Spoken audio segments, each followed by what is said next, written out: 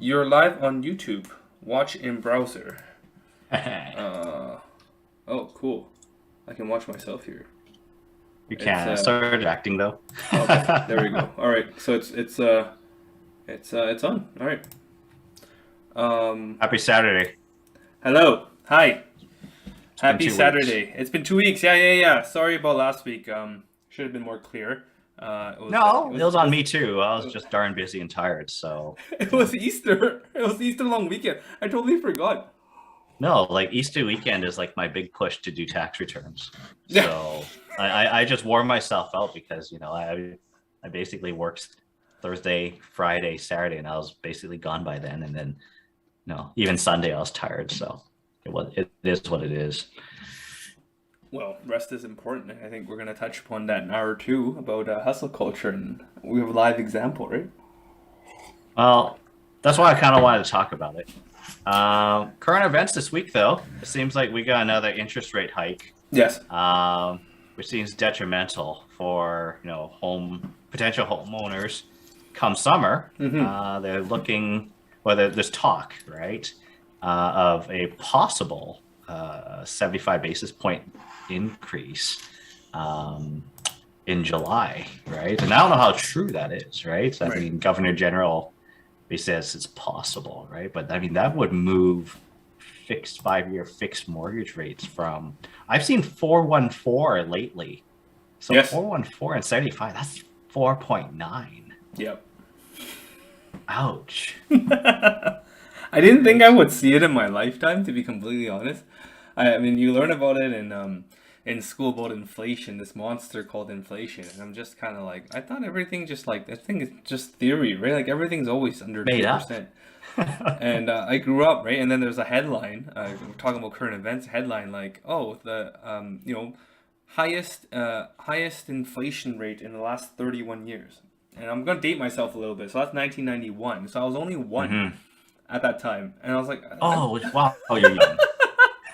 so I was like, no wonder I don't have recollection of a 6% inflation rate because I was just born. Mom and dad was living But I through don't it. know if you remember this, Kenold. Okay, Hmm. you would have been young at this time as well. When I was in first year university, Yeah. I remember my Royal Bank high interest e-savings account was paying 4%. And Oh, this was I 2000 this was 2003. oh 2003. Okay, no 2008. So Yeah. 5 years later, GICs for 1 year at Van City was going for 4%. I remember Oh, that, and I okay. thought it was not a good deal, right? And then lo and behold, we're like, oh, 4% GIC, sign me up. I mean, inflation was not high in 2008, No, right? it I mean, wasn't. it was teetering down, but I mean, a 4% GIC in Yeah. 2008, that was actually no, it's a risk-free return, Yes. right? Yeah. That's not bad, It's not bad. right? Yeah. In the grand But I scheme mean, of with things. but I mean, with rising interest rates today and with interest rates, inflation rates today, right? It's almost, if they're going to give you a 4% GIC with a 6% inflation rate, it's meaningless, right? I mean, Yeah. you might as well work two jobs. Yeah. Or pay down your We'll get to that. mortgage, guarantee 4% return, right? If you're gonna That's sign true. up for that 5 year 4.14%, which again, it's I don't know. It's I mean disclaimer here, but I mean if I were in your shoes, my opinion only here. But I think with the volatility in the rates, I wouldn't be signing anything longer than 2 or 3 years. If your mortgage is up for renewal in the next year or two, it's just too much fluctuation. It's like lumber prices. I was just talking to Hmm. a contractor today, not today, but this week, because I'm looking to do some stuff on my rooftop patio. Yeah. Finally, right after 4 years of having this space, but just kind of keep delaying. And he was telling, yeah, if you bought lumber stocks, you would have been like a millionaire. Like it just went like up, and then it went down a bit, and then up like the roller coaster, right? And so I went and took a look, right? And I was like, oh wow, it's like 250, then went to 500, I think 900 at one point to 500, and Hmm. doubled, tripled, and now we're at that double price. And he was telling me how even though there's a lot of supply now, but the suppliers are kind of holding their stock to be like, no, it's like oil, right? Like we're just Yeah. gonna hold it, and we're just gonna keep the prices at this, at this rate, and so too bad, so sad. Like this Yeah. is it, right? COVID But there pricing. becomes a problem with that though, with lumber, right? I Mhm. mean, if it was metal, right? Yeah. Metal lasts forever, Right. right? But when it comes to things like wheat, wood, potato, for example, Yeah. right? They can't necessarily just hold wood, Yeah. right? It will go bad, Yes. right? Yeah. Wheat goes bad, right? Hmm. I mean, they can try to hold it, for like the midterm, Yeah. right? But they won't be able to keep it forever, Yeah. right? They won't be able to withhold supply to keep prices up like that, right? But Hmm. I heard recently lumber prices are coming down. But I went to Rona the Yeah. other day, and I was shocked. Like one 2x2 Yeah. was like 620 for an 8-footer. And I just walked out of there like I wanted to do some work on my patio as well, Yeah. right? And I was like, "Are you kidding?" Like I remember 2-3 years ago, like a 2x2 was like $2, right? Like I was like 620 for one 2x2. Are you kidding me? I couldn't even imagine what a 2x4 would cost right now. I was like maybe $8 to $9. Yeah. Yeah. And then people are telling me it's like, oh, building a house is expensive. Like building a house, like a 2,000 square foot house now would cost you like $600,000 to $800,000 Yeah. depending on whatever you put in there, right? Yeah. I'm like, no way, right? Yeah. Like how can a house cost like that's no, it's almost you buy land today, it's like in Vancouver, it'd be like 1.5 for like a knockdown, right? Hmm. Maybe even 1.7, and then you got to build a home on it for like 800. Yep. That's like a $2.5 million home. Yep. Not west side, we're talking like east side, Yes. right? Yep. Like that's crazy, right? Yeah. And I understand it now. Like I was like, how do you even get those numbers? But I understand it now. Yeah. No, it's lumber, it's labor, it's everything's tightening, Mhm. right? It's the law of supply and demand. And yeah, before you kind of, you can just go buy and sell homes. But right now with like the imbalance, like people are going, I mean, I went down that path kind of a couple months ago too. I was like, okay, if I want a new house, I don't think there's any supply out there. Well, let's go look at buying land and hiring a contractor, to build a house, right? Even though if it's a, it's a 2-year delay and there's like a ton of risk, but I was like, well, if I want a house and I want it to be somewhat affordable, this is a way to do it. But thank God that didn't go through because, it's like interest rates now are like going through the roof, and it's like, oh, Yeah. I dodged a Yeah. bullet there because, my mortgage rate right now is 1.64% for another 2 years. Yeah. So, this doesn't shock me or anything like that because it doesn't affect me. And when it does, right, 2 years later, that's, again, problem 2 years down the road. What the volatility and fluctuations, I'm going to worry about it at that time. Right now, I'm Yeah. just going to watch it and, yeah. And I'm surprised, right? Like people are just like tuning out. Like you would think with the rate of increases that the housing market will slow down a bit, but I was talking to realtors and they're like, nope, people are just still going for it, right? And It's I'm not just- slowing down. It's not. It's weird. Like, my neighbor just sold their house. Mhm. It's not a big house. It was only 1,600 square feet. Right. I live in Coquitlam, Mhm. not Vancouver, 45 minutes away from Vancouver. Yeah. Sold for 1.4 million. It's a 30-year-old house, right? Yeah. It's actually not even deep. It's not freehold. I live in a stratified area. Mhm. 1.4 million for a 30-year-old home, and whoever bought that home, it's not going to be someone with money, right? It's Mhm. going to be someone start a family type of thing, right? And they probably have $200,000-$300,000 down. They're going to borrow $1 million, Yep. right? And they're probably being told to get a variable mortgage right now, which is still low, right? Yeah. They can probably get a variable for low twos right No, now. no, it's 2.7 now. I saw on the Sure. website it's Sure. 2.7. Okay. It's 2.7, prime minus right? 0.65%. Sure, right? I mean, it's still better than 414, Yes. right? At this point, right? And they might get a 2.7, 2 or 3 year variable then, right? Yeah. But when they renew, right, in 2-3 years, right, that's going to be like a 5+ mortgage on $1 million. They might amortize that down to 900 something in 3 years, but that's going to cost them 45 grand in interest alone. That's like Oh, yeah. 4 grand just to service the interest. Not even touching principal yet. Yeah. Well, I mean, let's not even talk about 2-3 years. I mean, the article you just mentioned, right? Like Mhm. 75 basis points, right? Yeah. I think that's what- 75 is pushing it. I mean, they said it's possible. Definitely right? possible. I mean, inflation Yeah. right now is still at 6%, even after all those rate hikes, right? Yeah. It's like oblivious. You think usually, normally in normal markets, Mhm. they tighten. Then it's like, okay, inflation comes down because you know it's. But then for whatever reason, this market is like, ah, screw it, we're just gonna keep going, and it's like, Is inflation affecting you right now in your life? Like, are there things that have gone up in your life that that you've basically turned away from? Like lumber, for example. That's one item that I turned away from. yes, For me, beef is another one I'm turning away from. right, And I told my wife the other day, like we bought real. I regret it. So I bought blade shoulder steaks yeah, this week from Walmart. yeah. They were like, I got like, I don't know, they're two giant steaks, $21, right?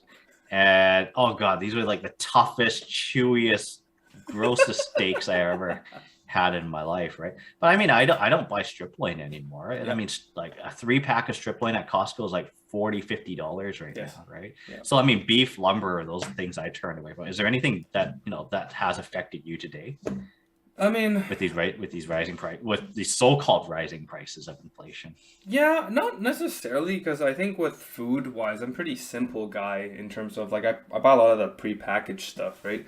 Sure. Like at Costco and stuff. So Yeah. like I don't like and meat and stuff. Like I'm fortunate, you know, to like my parents just recently moved kind of close by, so I kind of go to them. For food, and so lovely. yes, so I don't see. I mean, they talk about it, but I don't see it. Right, it doesn't really hurt Yeah. the penny books that way or Okay. pocketbooks that way. Yeah. So I think my only example would be lumber. I mean, the other thing would be gas, right? I mean, but it's, I mean, Yeah. it hurts to see a 2 liter, $2 a liter. But then again, when you fill up, Yeah. you just fill up, and you're like, I mean, you don't realize it until I guess like when I kind of do my, balancing of the budgets on the month end to see kind of where all the Sure. money went. Then it's like, oh, Yeah. what? Like, whoa, right? But then it's not like, oh, I'm taking less trips. It's, because, Mm-hmm. running my own practice and stuff like that. Like sometimes I have to go to conferences and all this sort of stuff. You do what you do, and I like parking's, always expensive. So I've always done things where like I try to use less of a car, but again, I'm like yourself, you're in Coquitlam, well, I'm like South Surrey, right? So We're pretty far out. yeah, we're both far pretty out. far out We're from like the city. suburbs. You gotta need a Yeah. car. I mean, you could bus, but it'll be like an hour and a half of transit. No, Um, I wouldn't bust. For the time. That's crazy. Yeah, for the time, I'm just like, you know what, I'll pay it because time is more worthwhile. Unless I have a toddler son and he loves public transportation. It'll be like a day trip, right? Then we'll do it. But for all intents and purposes, I don't. Plus, I live close to the border now, so I mean, like, does it really affect Yeah. me? No, because I just Yeah. cross over. Fair now enough. that things are opened up and all that. And funny story. Yeah. Is I thought I was prepared, right? I went down and I was like, okay, ArriveCAN app, and there's no test needed, and I have to come back. So I downloaded the app, but I didn't know I have to go into the app to Yeah, you do. fill out Yeah. a form. Yeah. And I'm like, okay, I download the app, and I'm like, and this is where I read half instructions. And I think I got this from my dad, right? Like you just kind of. We're building, like, I don't know if you noticed a new setup here, but we built this desk, like a stand-up desk now. I'm trying to be all Yeah. kind of handy, and now I can kind of, throw my arms around and do Sure. presentations. Rocking the new spectacles today as well. I noticed. They look good. Thank you. I'm trying to go for the professor look. And anyways, so the story for that one was, again, not reading full instructions because I was just so excited. This is, again, April 8th. On Friday evening, and not young anymore, right? I'm a young dad, so trying to save some money. So Friday night, instead of going out clubbing, I'm going down States to get gas. And so I go down and I'm like, I'm ready for this, right? And then the border guard's kind of going like, hey, when's the last time you've been here? Like, oh, 2 years ago. Yeah. welcome back. Like, thanks. Yeah. Glad to be back. Yeah. And I thought, I'm like, oh, I'm ready, right? I'm got this. So did my Going jerry down was cans. probably easy. Oh, very easy. They're like Yeah, super happy to see me. I was, yeah. Welcome rocking, back, right? yeah, I was rocking my Come on church in. jacket, and they're like, oh, I love a T-Rex, and it's like almost Yeah. like it's like I've never seen a Canadian for 2.5 years, which I think is what happened, right? And so they're like super friendly to me and all, and they're like, yeah, get all the gas you need, and like come on back, and I'm like, yeah, no, for sure. So anyways, so coming back, I'm like, Yeah, I'm exactly. Nexus. And I'm Yeah. going through Nexus. I'm like, oh, thank goodness, right? I'm like Nexus card going Yeah. through it, and then border guard stops me. He's like, "Where's your ArriveCan app?" I'm like, "Sir, I've got it here. Yeah. I've downloaded it. Yeah, it's on my phone. It's on my phone." It's like, "Where's the form?" I'm like, "What form?" It's like, "Sir, you got to fill out the form in order to cross." I'm like, "But I downloaded the app. I thought I just had to show you the app." He's like, and he writes me a ticket, right? And I thought it's because Oh no! Are you serious? No, not like a ticket, but like a yellow Okay. like warning, kind of like, okay, Yeah, you got to yeah. go to the inside to fill out your Oh form. man, yeah, And yeah. and I thought it's this tax, like a tax bill because I filled out like I think $150 worth of gas. And I was like, no, I'm like, it's $200 of exemption limit. So I'm like, definitely not that. But it's because I didn't fill out my form. So lesson That's right. learned. Fill out those forms, read your instructions. Yeah. But yeah, it took me an extra. So even though I had Nexus, I was waiting there for like 30 minutes, and I was just like twiddling my thumbs, and no one serves you there. They're all like angry and just like like, oh yeah, sit down. And I'm like, but I'm done my form, and can I just no, sir, we'll call you up. And I'm like, all right. I'm just like, and my wife's just kind of like, is everything okay? Like, are you in quarantine? And I'm no. I'm like, I just forgot to fill out my form. I'm like, I'll be right back. And so yeah, long story short is just make sure to read all the instructions. Make sure to fill out the form in the ArriveCan app. It's very silly questions. They talk about a quarantine plan, which again, it's not needed anymore.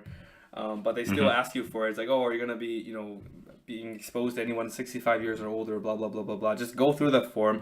And then the gentleman was like, you could have done this like 72 hours ago, so you could have did it yesterday. I'm like, well, I know.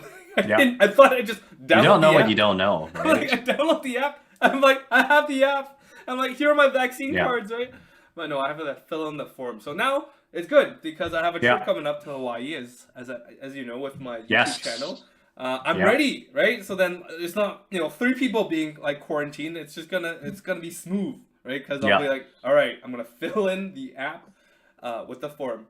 But yeah, no, that's just a funny story of getting gas and the things you do because of inflation, right? Because it's not Save just a dollar inflation. basically, right? Oh, yeah, and it's not Yeah. a dollar, right? I was just doing the Well, calculation. it's save $2 at this It's point, like right? no, it's like 50 cents per Yeah, liter yeah, that yeah. I'm saving, and it's like 40 liters. That's like $20.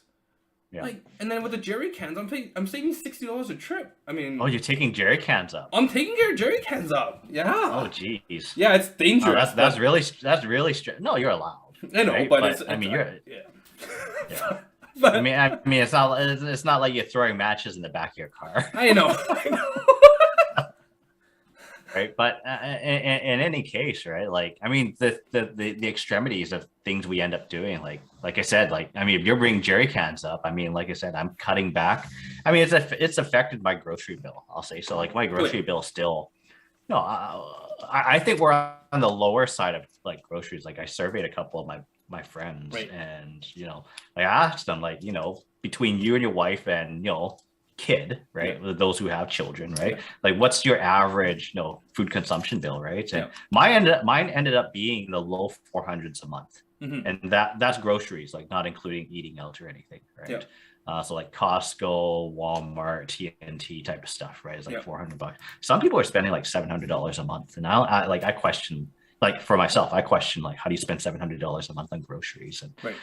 they just happen to spend, like, I don't know. Like one example is they're buying Parallel 49th coffee, versus tins of McDonald's McCafe. I think I don't know. It's just, I don't know. It's just a difference of consumer's choice, I suppose, right? But it's affected me. Like my bills are still $400 a month, but I've changed the type of foods where we consume. Like for me, it's less packaged foods now, right? I was the same thing. I go to Costco, I go down that frozen aisle, I'll Yeah. buy, like spanakopita, Mhm. I'll buy like, I still buy hamburgers. Right. I love Costco hamburgers for some reason. I'll get my, $6.99 Costco chicken, Yep. right? Yep. Like that hasn't changed. And I don't think that Dollar will change, 'cause fifty that's- Costco hot dog. Like, how do they still do it? Like, I don't mean, eat hot dogs. I mean, I just No, had I a don't eat barbecue, Costco right? hot dogs. Like last week, and I was like Yeah. calculating. I mean, Yeah. getting a pack of sausages was like 17, 18 bucks. I'm like, I can Yes. just get pre-cooked. Like, I can get 15, 20 of them for the same price. Yeah, And I'm like- you might have well. Right? I'm like, why? They're already warm for They're you and cooked, everything. Right? and you get a drink. And I'm like, maybe. I was like joking with my wife, and she's like, "Why didn't you do that?"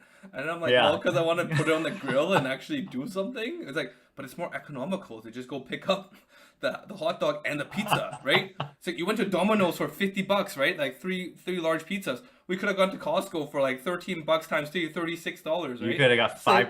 Are they $10 or $13 at 13, Costco? I don't think. remember. 13, yeah, 13 Sure, at but Costco. those are big pizzas. Big Those are big pizzas, pizzas the bigger compared than to Domino's, right? And I'm like, Yeah, I don't know. I'm like, Yeah. I've got already all this Costco stuff already. I just want to differentiate a little bit, right? Yeah. But she's like, Yeah. no, man, we got to maximize our savings. But I mean, I think inflation is affecting some, like, much to what you said earlier, I still see the same number of cars on the road. Yes, I'll tell you that. if not more, because people are going back to office. People are going back to the office, and I see $1.99 a liter out here, Yep. right? I see just as many cars. I don't hear people. No, so you hear in the media people complaining, but on a day-to-day basis, no, I don't hear any complaints of people saying, like, oh, gas is so expensive. I'm going to stop driving. I take transit. I don't hear that, Nope. right? I look at the transit buses, like as they drive by. Yeah. They're not packed. No. Right, they're not full. I think people are still scared of contracting COVID. Yes. Taking public transit because they're within proximity of other people, Right. right? But like it has not deterred people just absorbing that cost into their everyday lives, right? And That, or it's not gonna. or it's they not have an gonna affect electric people vehicle like you and me. Yeah, like me, for example. I have an Yeah. EV, right? My dad And does quite too, frankly, right? Quite frankly, I don't care about gas prices, right? Yeah, I exactly. kind of drive. I was telling my wife like a couple of months ago, right? Like, I drive by the gas station. I basically say, look at all these guys with their gas cars, right? But I'm just fortunate, and I made a decision to get an electric vehicle. About a year and a half ago now. Yep. During the pandemic. Yep. And the only reason I got my electric vehicle because I was scared back in early 2020. I wasn't scared, but I was planning back in early 2021 that they would call us back to the office, and this Right. was before Delta came out. Right. I was scared. We were getting vaccinated around March, April, May, and Mhm. as a preparation that they were going to call us back to the office, that I would. I know from where I live, and the fact no one is taking public transit, Right. the highway is going to be packed. I want an electric vehicle so I could take the HLV to work. Gotcha. Right? Yeah. To and from, right? Yeah. And then basically, we didn't have to go back to the office, and Yeah. now I have my EV. It's been 15 months at this point, Right. and I have like 10,000 kilometers on it. For like 1.5 years, I have 10,000 kilometers on it, right? But like I'm fortunate enough where I charge my own car using the regular outlet. Right. I get 8 kilometers an hour Yeah. charging rate. It takes me 60 hours to fully charge my car. Why don't you just get one of those like super adapters? It's like $800. You save so much Yeah, time. but Kendall, like that's how cheap I am at the end of the day. Is I don't want to spend $800, right? For the time. For the time, No, trade it back. look at it this way. But look at it this way. I'm not gonna drive 400. Like my car goes 400 kilometers Right. on a full charge, right? Yeah. I'm not gonna drive 355 kilometers in a day, True. in which I'm gonna have to drive 355 kilometers the next day, Right. right? Right.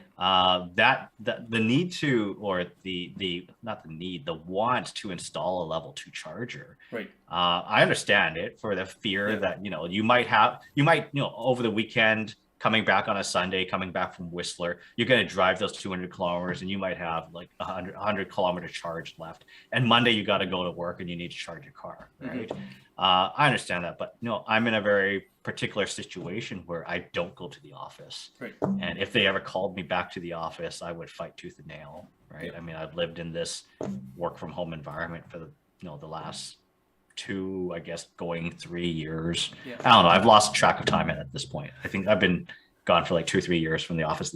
If they ask me to go back in, I know they're going to have a pretty tough time bringing me back in. Yeah. And, I'm kind of, no, this is being broadcasted live. I don't think many people are viewing our channel yet, but, if it happens to be a coworker or someone who happens to be, listening in right now, and none of my coworkers have my Facebook or my social media. Right. Virtually intentionally. Yeah. But if someone happens to see this right now, I will not go back to the office. I'm telling you right now, like there are so many options out there right now. Yes. And this is the whole, the not the great resignation thing, right? Where part of it. I have choice as to where I want to work. Yes. And the raises they gave us, that March 31st is our fiscal year end. Right. The raises they gave us were complete shit, I thought. Right. Excuse my language. This is a PG channel. Like the raises they gave us were only like 2.2%. With inflation being 4 or 5%, like inflation being 4, 5, 6%, right? Yeah. That was a slap in the face, and they said, "Oh, next year we're going to change everyone's salary bands, right?" And I'll say, "Yeah, we'll see." But by next year, if you're asking me to come back to the office, I'm getting emails every 2 or 3 weeks about a hybrid work model, right? And if you're going to make me come into the office 1 or 2 days a week, I will not come in, right? Like you're going to have to fire me, before I come in. Right. And if you fire me, I won't be coming in. Right. So no, that's where I am. That's my position at this point. With if we're talking about inflation, great resignation, that can be another topic of another day. But I will not come back to work just because there's so much choice out there right now. Oh yes. I could quit and do YouTube full time. I could quit and do Twitch full time. Yep. I could quit and drive Uber if I want. Yep. Right. Yep. I could quit and just start another bookkeeping firm if I want. Yep. Right. And I could set up in Point Roberts and charge US dollars and, have American clientele, right? I'm a Canadian CPA, where, I can do bookkeeping for American clients, right? And, maybe one day if I do that, I set up in Point Roberts and I can get my EB5 green card one day. Yep. Right. Come join me in I'm just saying. But I'm just saying, like, there's so much choice out there right now. Like, you don't have to. Like, the age of being with your employer for 20, 30 years, that's gone. Right? No one does that. Gone. No more. I was with my first employer for 3 years. I was with my next employer for 1 year. Yeah. I went back to my first employer for 4 years after, 3.5 years after that. Right. Then I went almost 100% on my own. Right. And now I'm double shifting between my own and, my job at this point. Yeah. Right. And you know what? I'm at this point, like, I don't need my job. I do my job because I like my job, which is weird, right? Like, I love my job, actually. Other than going back to the office. Other than going back to the office. I don't love it that much, right?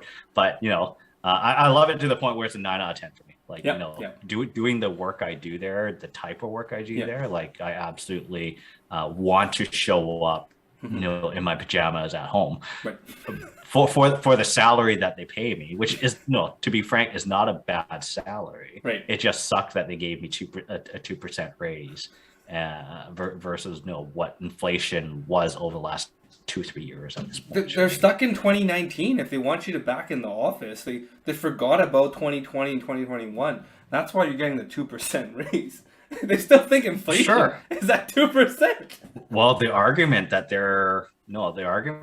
they're presenting us is culture, right? I understand the whole culture thing. Like, I'm hiring people right now, and it's weird. Like, I've hired these people during the pandemic. We've been working on Zoom this entire time. And it's just weird in the sense that, I've never actually physically met these people. I've never gone out to lunch with them. I never actually got to know them. Right. It's only the people who I've worked with pre-pandemic, in the office during that time that, I'm familiar with them, but all the new people, like, it's just there is no, I wouldn't say there's no sense of culture, but like culture has been impacted significantly, at least Yeah. from my point of view. Right. And I'm not saying it's a bad thing. I'm just Right. saying, and it's, this is a side tangent. I'll go back to that, that thing. I don't think you can love your job. No, let me take that back. It's not that. I don't think your boss is not your friend. Oh, Your 100% coworker, agree. Yeah. your coworkers are not your friends. Mm-hmm. That's at least the way I interpret it, right? Right. And a lot of people disagree with me, right? Yeah. A lot of people say, "Oh, my coworkers are my family," Yeah. right? Well, my boss is my friend. They give me feedback, right? Quite frankly, if you stop performing, your boss doesn't give a shit about you. Yep. Your boss doesn't care about you, Yeah. right? If it's as simple as that, your job is a business transaction. Yes. Right. It's you put in your time, you get paid. Yeah. Right. Yeah. And when you stop putting in your time, Yeah. right, that relationship is severed. It's not like family. Real family is, you piss off family. For the most part, they forgive you for the most part, right? If you're, your work is not your family, right? Yeah. And that's just my point of view from it, right? So, going back to, what you mentioned about pre-2019 or this whole discussion about culture, Mm-hmm. I get it, right? We need to mix and mingle. We need to get to know each other for synergies and everything, Yeah. right? But if we're not there forever, like a lot of, our generation, we're only there for 2, 3, 5 years until Yeah. we can plateau, get everything we need to learn, and basically get out, right? Yeah.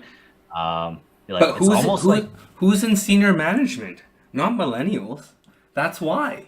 I'm in It's a mid different- management. I'm on the career path for senior management, and I'm on going to the say soon. path, right? But I'm On going to the say path. soon, Kennel. I'm going to say soon. Soon? If I Okay. if I stick there for another couple of years, I will be part of senior management. Then you can I change the truly- culture of I this whole truly believe that. return to work hybrid model and just show them, which people have in the last 2 years, that it's possible to work from home and be just as effective, if not more effective, right? And to let the people that are saying like, no, I have a friend like that, right? They're Yeah. like, oh, because we rented out this really expensive real estate, we want everyone back in the office. And my friend's kind of like, why? Like, I'm Our more lease is effective. over. Yeah. Oh, your lease, Our lease is over. Yeah. If we go back to the office, we're going basically to share space with another sister organization. And then basically we're going to pretty much just lease another space. Yeah. Right. And it's going to be a smaller space for sure. Right? Yeah. But nonetheless, I think we're going to lease another space. It's almost like, what's the point? And you mentioned like going into senior management and changing culture. Mm-hmm. Sure. Right.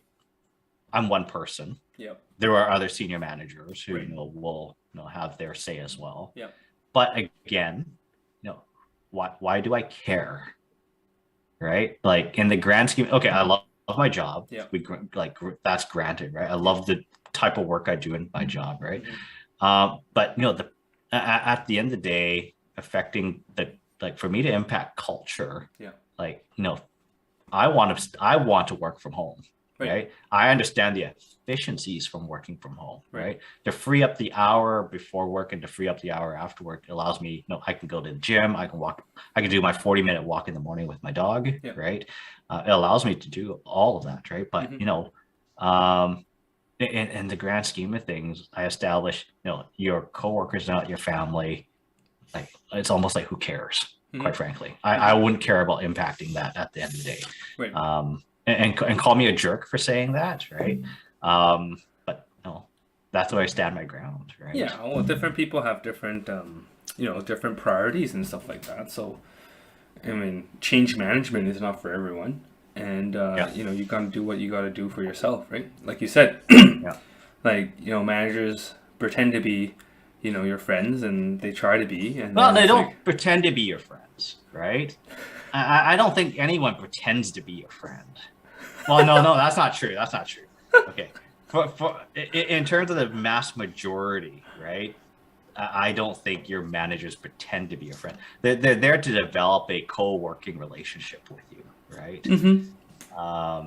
To the extent that we assume everyone is good, right? Yeah. Going into a working relationship, and that doesn't always result in truth at the end of the day. But we go in thinking everyone's good, right? Yeah. And we establish who we can be friendly with, Yeah. right?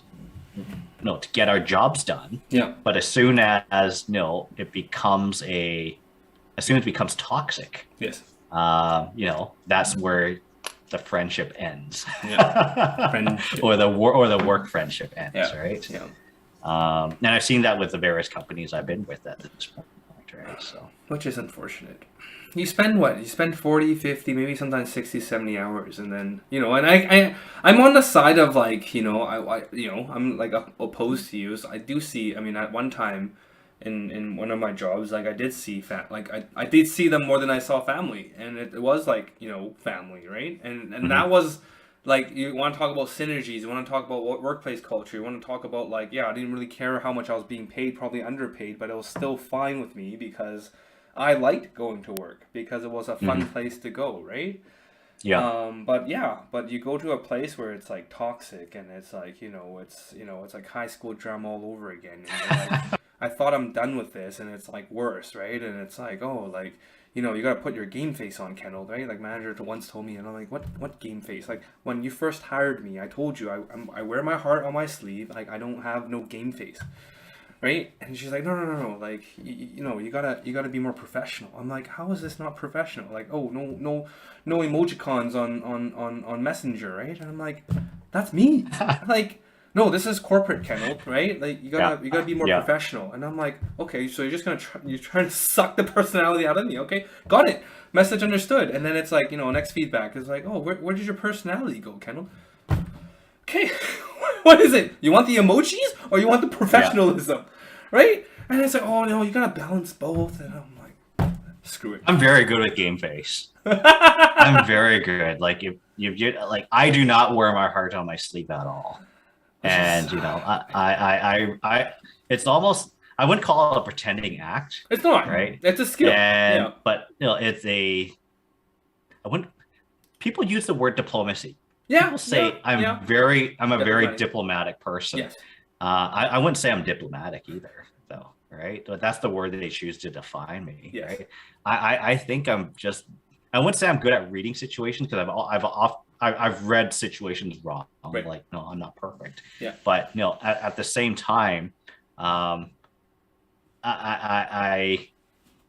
approach the situations with caution, right? And I almost approach it with I wouldn't say emotionless face, but with a smile, with an ingenuine smile almost. Mm-hmm. I'm going to say that, right? And I approach it with caution, right? Because for the most part, we know who we're dealing with every day. Yes. But we don't know what's happened to everyone every day, yes. right? They could have had the worst drive to work. Yep. They could have had something up the elevator. Someone could have farted in the elevator or something on the way up. Yep. Right? Like something could have just ticked them off to an extent where something could just blow their fuse, right? Yeah. So regardless who it is, if it's someone I have to work with, yeah. Right? I'm 90% forward, but there's always the 10% I keep back. Yeah. Yeah. And I'm 110% me. Like that's just me. Sure. And my wife's like, no, you got to be more She doesn't use diplomatic, right? But she's like, you got to put your game face on, right? I'm like, I don't want to wear a mask to work, like, and I'm like, you know what? I've just accepted the fact I'm not going back to corporate. Like, it's just not for me, right? I mean, I love the drama, right? Like Chinese TVB dramas about like corporate. Like I'm watching one right now. When you're watching it, it's like, sure. Oh, this is like, oh but yeah, this is how when you're in it, it's just a headache. Bye. Yeah, bye. Yeah. Like no. Yeah. Like I'm so busy with work already. I don't want to have to like balance relationships with. Okay, did I say the right thing? Am I, PC politically correct? Did I tick off this coworker and that? And I'm like, I've got no time. I got a toddler, for crying out loud. That's like just saying baba, baba, baba, hey mama, baba, mama. Like I'm already dealing with that at home, right? I don't need to deal with a bunch of toddlers, at work, right? Yeah. For lack of a better word, like please grow up. No, but I mean, so it was really weird for me when I started work Yeah. at my organization because no, I joined the organization as a mat leave replacement, right? So I had no intention to be there long term. Right. I was only going to be there for a year, and I've been there for 5 years now, Right. right? Oh no, this would be my 6th year. I'm 5.5 years in at this point, and with the intention that I wasn't going to be there long term, I intentionally did not make friends at my company. And I closed my LinkedIn account. Okay. I do have LinkedIn now, but I only have like 3 or 4 contacts. Right. I have no coworkers on my Facebook. Okay. I have no Instagram account. Yeah. I have a Twitter account that I don't use. Right. So I have no social media that connects me with my coworkers. And that Okay. was 100% intentional Right. at the end of the day. Right. And it, even today, right, I don't go out for drinks with my coworkers, right? I no pre-pandemic or during. I do have the boss who had hired me at my organization. He left the company about 2 years ago now. Yeah. I have lunch with him now. Because he's left the company. Right. But people within the company, I don't associate with that at all because Yeah. it's in some sense it's artificial. Yeah. Right? I mean, everyone has to put on a game face for work. Yeah. Everyone has to put on some sort of mask or some sort of hat. Yeah. When they show up because they can't be a turd showing up, right? Yeah. And that's that, right? So I mean, there's some ingenuine that you know what I mean. Yes. Yeah. At the end of the day, I just it's to me it's not worth going for. Yeah. I don't know. Yeah. Well, I mean, and that's the thing, right? I was kind of like, when I was hired, when I did the interview for that position, I was like, yeah, this is who I am, and I'm not gonna hide it. And if I'm gonna leave, I'm gonna leave with like me, right? I'm not gonna fit into this mold that just to fit in some kind of corporate image, the perfect employee. Like I've done that all my life, going through school and that. And I'm like, we were trained to do that. yeah, and I'm like, you know what, like we're trained to be yes men. Yeah, and I'm like, I'm done that. Or and, yes women, the yes women, yes, the women. woman. And I'm kind of like, you know what? We'll see what happens, right? I'm like, you know what? I'm gonna live this way, and if they don't like it, then yes, lay me off, move on. Yeah. And so be it, right? And it's like, great, now I know this is not the path I want to be on. I want to do some other stuff and pursue life, right? And doing this on a Saturday night is, people will be like, are you working at that late? I'm like, no, this is enjoyment. I'm having a lot of fun, right? Doing this. I mean, I did radio back in 2012, with the local Chinese radio station, right? I mean, I didn't get into the top 8, but I connected with one of my kind of contestant. Now we met there as friends, and and I'm like, hey, you know what? I kind of have my own radio show now on like 9 o'clock, right, on Saturdays, just like anyone, right? Like it just Andrew Walker, I think he was like on Sportsnet, got let go I think last year. Now he's starting his own podcast. He was just advertising on Twitter somewhere. I think Ian McIntyre was pumping that up. But it's like, all those shows we're talking about it too, like Donnie and Danny. Donnie and Danny. Yeah. Sakaris and Price show, like all those things that were on the radio. Now they've all done like podcasts, and it's like and people still kind of follow them because it's not the station anymore; it's the people. Mm-hmm. Yeah. And so it's like, wow, like I get to do this, and it's like, if someone tunes in, great. If not, I'm still gonna do it because I just love talking about the topics we kind of talk about. And then like I've been connecting back with my Alta Mater, is that what they call them? UBC. Alta Mater, tomato. Yeah. I went to all these kind of different because they called the alum and to go to all these events. So in March, just before exam season. I was invited too, actually. I didn't respond. You just didn't go. Yeah, I know. I went once. No, I went once. Yeah. Maybe 7 or 8 years ago. Yeah. No. I'm not going during March anymore. I don't have time to do it's that, busy right? season for you. Don't do that. For me, we don't got. I mean, as a financial planner, I mean, I guess January and You February. got January, February is busy right? for you. Yeah. Yeah. So March and onwards, it's like, I mean, I guess for corporate clients, but I don't have any of those yet. But yeah, if down the road I do, then yeah, it may get busy. But anyways, March was okay for me, Yeah. and I went back and just connected with like a bunch of students, and I was like, oh yeah, I love students. I forgot about that. It was a passion Yeah. of mine to help them and kind of be a mentor and all that, and so kind of doing that kind of work now, and yeah, and just doing, potentially maybe like a personal finance course. And I'm like I said, this look, right, the professor look, maybe I'll become You need a tweed professor. jacket. like one of these. I think I have one, like one of these, like Fair enough. Yeah. red jacket, and Yeah. You got the whole outfit. and then I got the whole outfit on with Yeah. Mickey Mouse on, so there you go. Yeah. Like There you go. Um. Anyway, so yeah, so I don't have to put on no game face. This is my face. This is who I am. And I did intentionally post things that was like, I was like, I had on my Instagram. If you want to talk about social media, I'm a complete opposite of you. I add my coworkers, I add everyone that I know. Interesting. And for better or for worse, I mean, I don't add my managers for obvious reasons. I was like, yeah, I'm not gonna cross that line because it's just too weird. But after, when I move on, right, then I add them, right? It's like, oh, we're now friends. We don't have that weird relationship where you're like my boss and it could get me fired and stuff. But yeah, no, so I did the opposite, right? Like Instagram's all about filters and looking perfect and stuff. Like one day I cried, right? And I just posted about crying. I had, my son had a tantrum. I posted about that. Sure. I posted about all the bad stuff that people were like, on Instagram, why would you post this kind of stuff? Because I'm like, that's life. It's not all the glamour. It's real. It's the real stuff, right? It's like It's the stuff that no one wants to.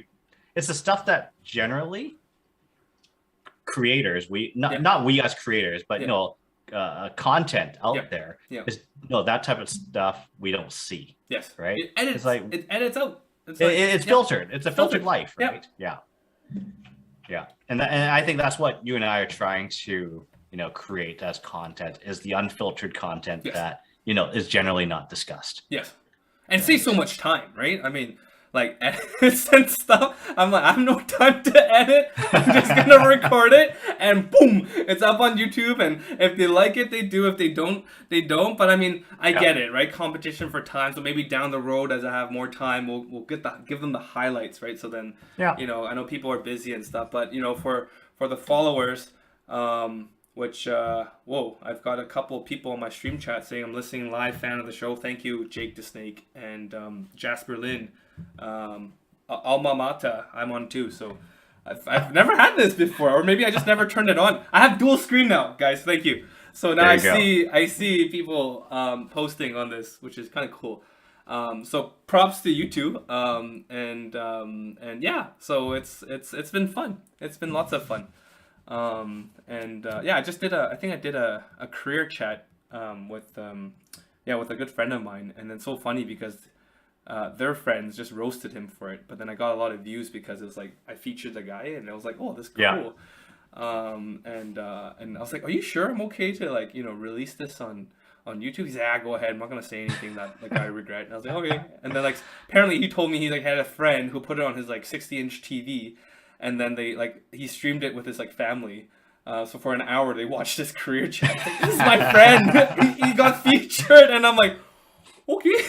I was like, sure, sounds good to me. And so we're doing good. I think we're doing good content. Got a job offer and good feedback, and You got an offer. Yes, I did. But I was just like, in the interest of time, I was like, Fair enough. I was like, I will decline. But no. Interesting that you can't. Interesting that you have the capacity to say no. I'm a yes man, right? But I was just kind of like, I've got all this other stuff going on, and as much as a 9 to 5 and guarantee salary is so tempting, especially as a young dad, right? It's like, okay, that's security, but it's like, nope.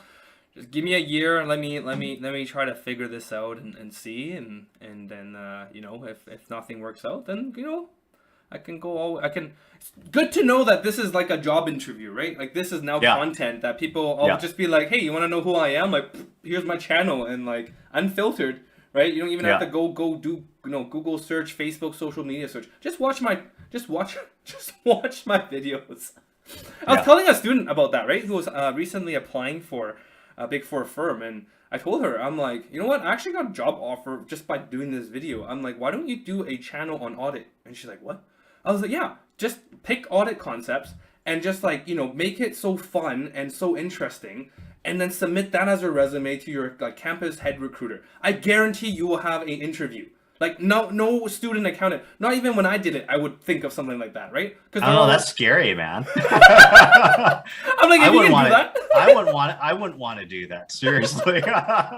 See, that's the type of accountants are like so risk averse, right? That I was like, you want to be different, you want to stand out, do that kind of stuff, right? But she was I'd do kind of something different. Yeah. No, I would do a channel, showcasing who I am, but yeah, I mean, not specifically on audit or accounting concepts at the end or of the day, debits like- and credits, or basic things, maybe not the advanced stuff. And I'm like, just I would just say just plain basic personal finance, There you right? go. Like There you go. money saving concepts, what I do, what I spend my money on, Yeah. right? Like like I'm a student. No, if I was here's a title.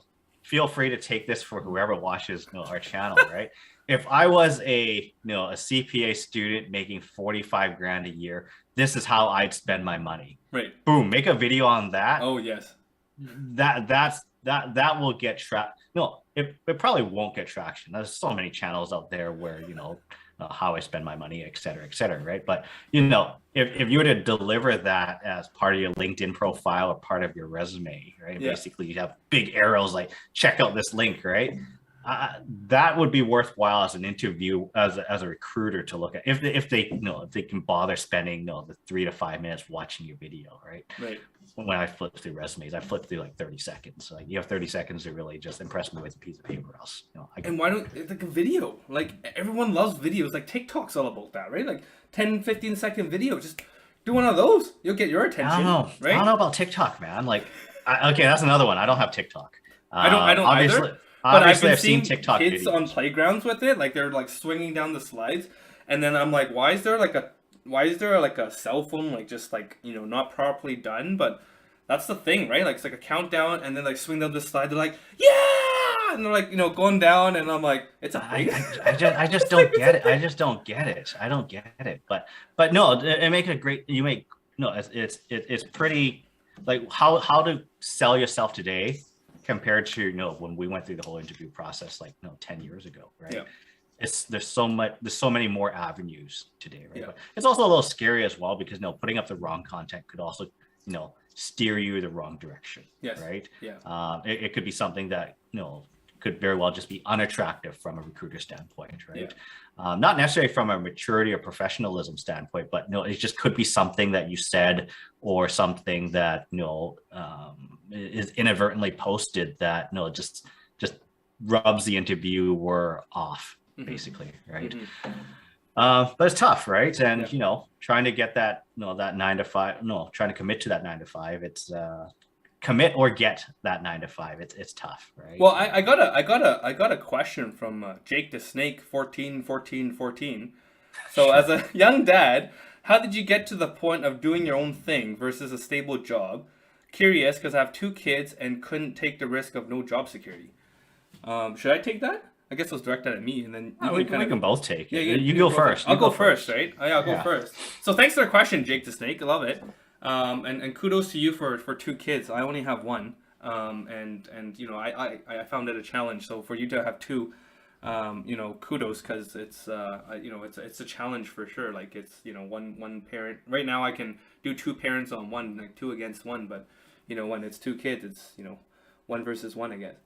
But to your question, I think like how I approached it before I got laid off was I was like I had that stable job because it's like you have 2 kids. I had the family to take care of, and I would just do something on the side. But on the side I have to do other business activity, because in financial planning, investments, OBA is big, or outside business activity. You don't want to lose your license because you do something on the side and it's not, the regulators are not happy. So so I disclosed, like, this is what I wanted to do. I wanted to do like coaching on the side, right?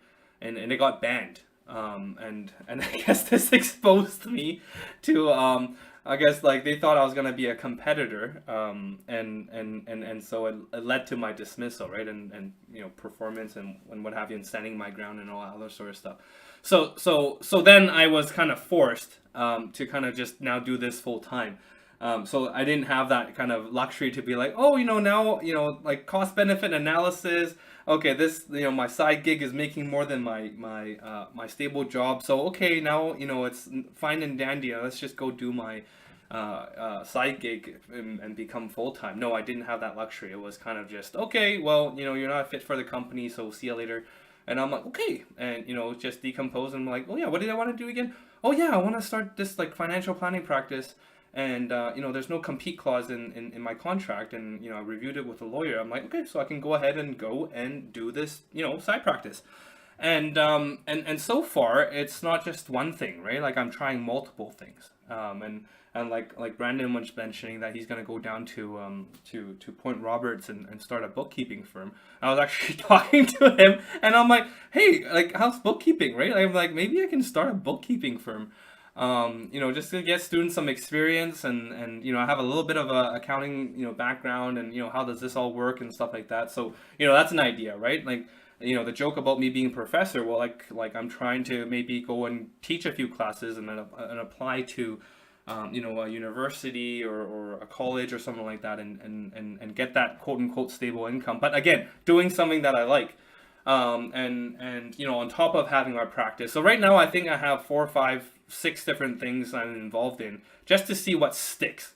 So is it like, oh, like, 1 leads to 2 leads to 3? No, it's a journey. But I think the important thing here is, like, you got to do what you love. And my psychologist told me this, and she's like, don't worry about the money, Kendall. It's like, if you can create value in this world, the money will come. And truly, that's what's been happening. Is like, I just create value, right? I'm doing this, and then I get an offer for a job. I'm like, I love it. Like, I love being on camera and just, like, talking about this sort of stuff. And then it shows, this passion just shows, and people pick up on it. And so, like, it's like, things doing with students and mentoring and all that, like, at first I was like, oh, maybe I should charge them. But then I'm like, no, when I was a student, I didn't have much money. And, my mentors never charged me. This doesn't make sense. And so, just out of the, the tithing principle and just kind of giving back, I'm like, you know what, I'll help these students if they're willing to learn and do things. I've got coached and I got mentored, and let's give back a little bit if, they don't find me too boring, and they would actually listen to me, right? Because, I talked to my wife, and she's just like, shaking her head, like, don't monologue with me, like, I'm not interested, right? But then I tell the student the same thing, and they're kind of like looking at me like, whoa, that's wisdom. Like, this is, I get that adoration, right? And with my wife, she's like, yeah, I don't buy this. Like, I listen to you on repeat every day. This is old news, right? This is old news. And I'm like, so I said, like, Tony Robbins, and I'm like, and if I was Tony Robbins, right? And then it's like, is that, like it's like, yeah, it's like, Tony Robbins on steroids. Like, you're talking about motivation, all this sort of stuff. Like, it's like, I've heard it, just do it, right? Whereas these students are like, oh no, this is the first time hearing it. And it's like, oh, okay, I can approach it. But I've been with my wife now for like 2013, so almost 10 years. So the good, bad, and the ugly. But yeah, so that's my part. Over to you, Brandon. And then I think we should start talking about hustle culture. Well, you know what? I think my response to Jake 1414, or Jake the Snake 1414, it's similar, but also dissimilar to what Kendall had to say. I mean, I think I'm years ahead of Kendall in terms of age, so I've already done what Kendall's doing in terms of throwing whatever's out there and having it stick. I completely understand that. I think in terms of my angle, I come from I'm more stable at this point. I mean, I mean, I have one kid at this point. I have two jobs at this point. In some sense, I have three jobs, but I don't want to talk about the third job at this point. I work, I don't know, 80, 90, 100 hours a week, and that's just, factual, while sustaining a marriage, while raising a child. Now, I'm only able to do that because I work from home at this point. I work two jobs. I make a decent sum of coin, which would allow me to, at this point, exercise if I want to keep one or two jobs or completely do something else at this point. I definitely would, at this point, keep one or the other, because they're both very high paying. In terms of how I balance the two, it's more about weighing priorities at the end of the day. In terms of how I was able to go out on my own, getting off. I'm still on the 9 to 5, but going off on my own at this point. I did do a lot of things. I was a lecturer at one point. That didn't work for me. I didn't like the politics or the bureaucracy within higher level education that frayed me away quite quickly. But at this point, much to what Kendall said, my side gig now exceeds my employment at this point.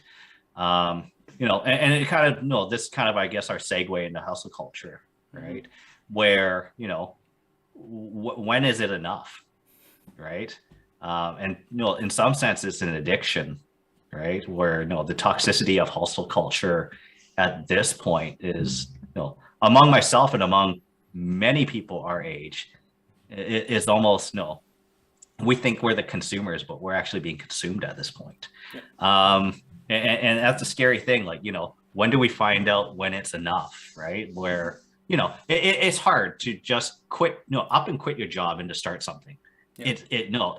Losing that stability of the 9 to 5, starting something on your own from zero. It's almost, I would say, it's insanity to do that, right? I mean, a lot of us are forced in that situation, right? Kendall, you got laid off. Yep. In 2012, I got laid off, right, from an accounting firm. And that's what forced me to actually start my side gig, right? Was that, I was laid off. I came back from Disneyland, happiest place on the planet. I came back on the Monday. No one would respond to my emails. Tuesday, I got fired, laid off. It was a layoff because I got severance out of it. They couldn't fire me for whatever they wanted to fire me for. Yeah. I mean, I was forced in my situation very much like you, Kendall, where I was forced. Well, you kind of already had your side gig, right? I was forced to. Well, not officially, because I needed to get the approval first. Sure, and I never did, and so I buried it because I'm like, you're regulated. Right? I wanted to keep my 9 to 5, right? But yeah.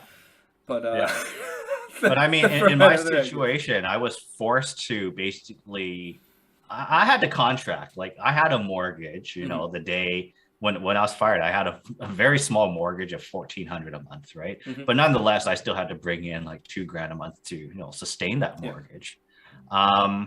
And like I needed to basically build a business. I was forced to in that situation, right? Which led to waking up at 5 a.m., leaving the house at 5:30, yep. and coming home at 11 p.m. Yep. And those were tough, grindy years. And whether you're an accountant or a financial planner, yep. right, you got to build your book, yep. right? And it wasn't until 2016 when I took that mat leave position, yep. when suddenly I had a full-time 9 to 5 job and a side gig, right. where I was making decent coin at that time, right? Yep. And, I was working a 9 to 5, not really, like no job is a 40-hour week, right? There's a lot of screw around in between. Where basically I was doing a 9 to 5 during the day and I was doing like a 5 to midnight on my side gig, right? And, it became nearly an addiction at this point where it's so hard to leave, right? The stability of my job. Yeah. To focus on my business. One, because I love, we've established, I love my job. I love what I do there, yeah. right? I know what I accomplish from, showing up, despite the compensation the compensation they provide me. Right. It's so hard to leave when, when you know or when you think you know, you're doing good out there, or you're Right. doing good for this world, right? Right. But at the same time, right? No, I've established a side gig where it compensates me more than my day job at this point. No, where when I guess the question really become, when is it enough? Or two, like, you know at the end of the day, are you going to outlast your job, or is your health going to outlast you, right? Yep. And that's kind of where I'm at this point, where it, it's easy to say, Brandon, you got this side gig that can sustain your style of life. Why don't you just give up your day job, right? Yep. For some people, right, to get ahead in this world. We talked about this in episode 1, right? Yep. Where the expectation nowadays is that you have 2 jobs to live in a expensive. I'm not gonna call Vancouver a metropolitan. It's not, right? Right? But to live in a sizable West Coast city, right? You basically have to work 2 jobs, Yep. right? To say you want to work a 9 to 5, or say you want to branch out to take it to the next level, right? Because if you work a 9 to 5, the most you're going to make is 120, maybe 150, depending on where you are, right? Yeah. But that next level is really breaking the 200K barrier, Right. and you can really only do that when you're on your own, Right. or when you're on your own, or if you can contract for $100+ an hour, right? But no, it's tough. Right, it's tough to to respond to Jake's original question, like when can you get up to to go, right? Yeah. My advice, I think you got to establish something on the side, Yep. right? Before you can get up to go, right? Yep. Because I mean, if you have a family, if you have 2 kids, Mhm. right, and you're busting your balls out there to sustain the monthly payments for cost of living, right?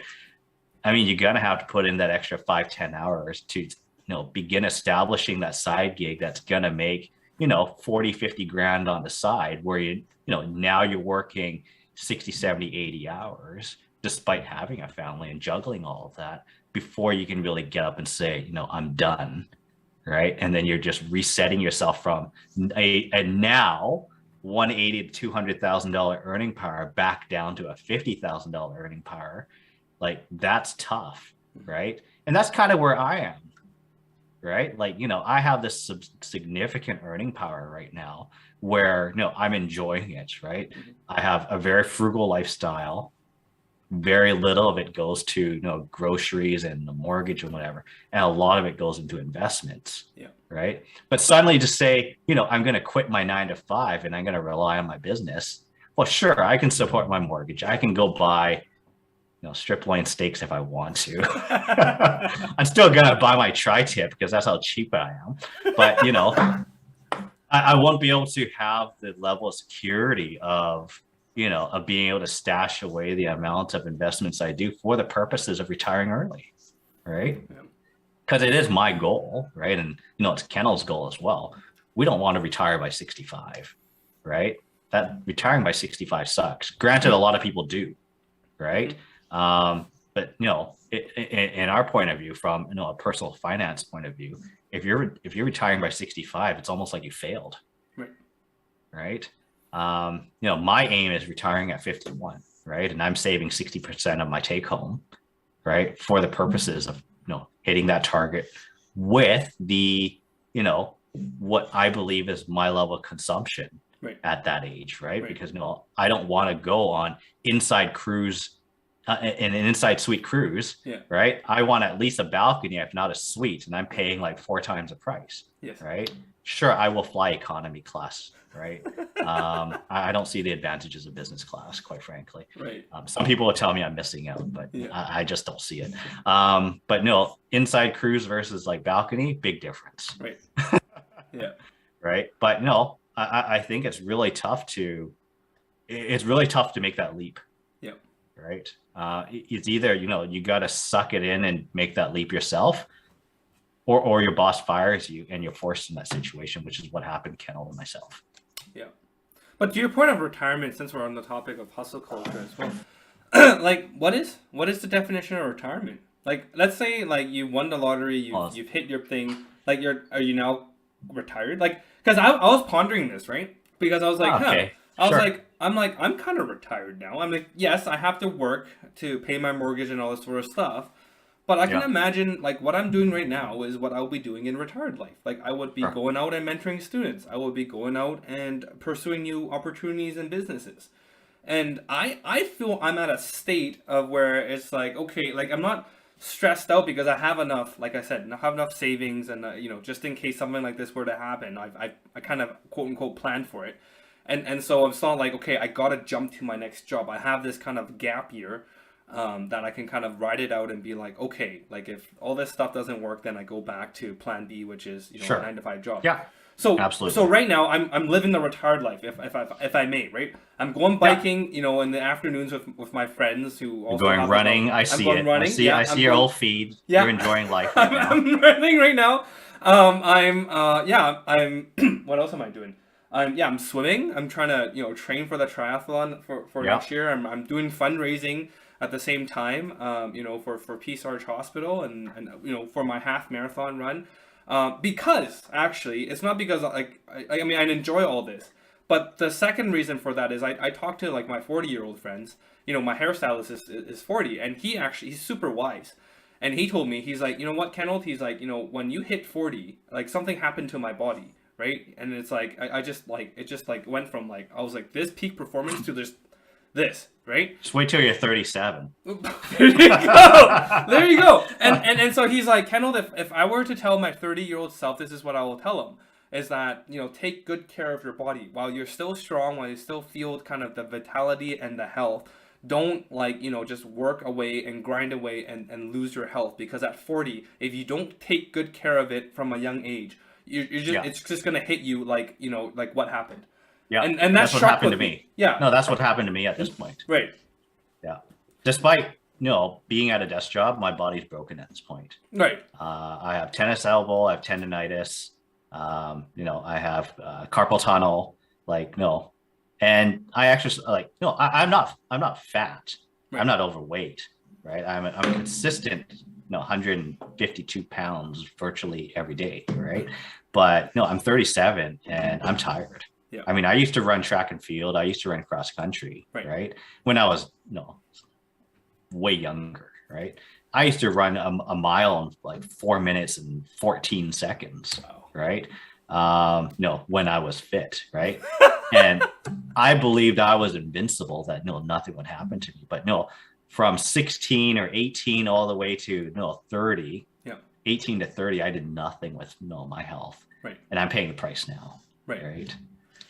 Right, and that's why I'm going to see. I mean, I thought physio was for people that got injuries, right? But then no, my RMT was like, no, you can go see a physio if you, just to fix things. And so Yeah. I'm seeing a physio now because like my hamstrings and stuff, they're like super tight, and it's because of my glutes, being like from sitting all the time, right? So me being at a desk job for the last 10 plus years is now catching up, and luckily I'm able to kind of catch it kind of before the 40.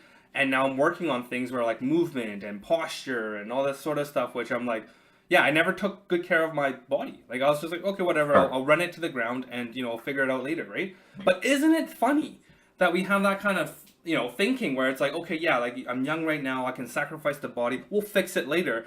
But then it takes tens of thousands of dollars with money, yeah. So why don't we just balance? But that's the toxicity of hustle culture. Like that's the whole topic I want to talk to you about today. Yeah. Like I'm like not only myself, right, but our viewers and people our age, right? And we talked about, again, alluding back to episode 1. Yeah. We're all grinding more than 40 hours a week at this point. Yeah. A lot of us don't have time, to do normal exercise, right? Mm-hmm. A lot of us still think we're in our 25 to 30 where we think we're in good health, right? Yeah. Where a lot of us are going downhill at this point because we're working so damn much and not focusing on ourselves, right? And I've always had this point of view. I'm going to retire early, right? I'm going to the whole FIRE movement. I'm going to become financially independent. I'm going to retire early, and that's that. And you asked me, what's retirement, Brandon? Right? I've pondered that question a million times, and I have a very good colleague. He retired. He's he's 2 years younger than me. Hmm. He retired, I think, I'm just gonna say he retired in his not early 30s, like between 33 and 35. He retired. Right. He had a job that paid him very well, Right.